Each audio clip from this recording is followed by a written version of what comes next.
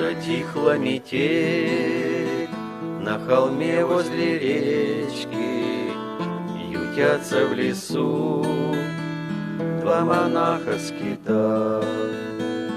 За трапезой сидя у глиняной печки, крестились, молились они без конца.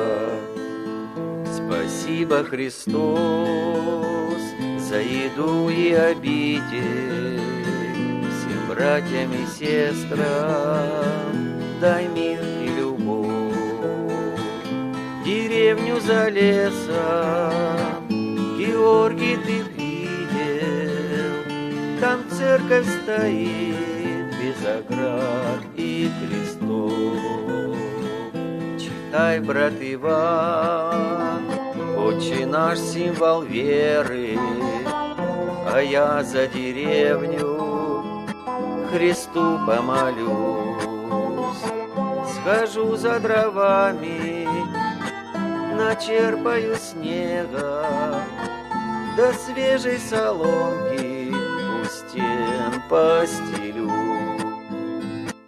Христос защити от нечистых обитель, пусть снова лампадки в той церкви горят. Еще, брат Георгий, я трезвых не видел, звучит сквернословие средь малых ребят. Откройте заблудшим ослепшие очи, святые, пусть речь будет чистой водой. Пойдем почивать, завтра сделаем сочник и будем молиться до зорьки другой. Затихла метель на холме возле речки, ютятся в лесу два монаха скита.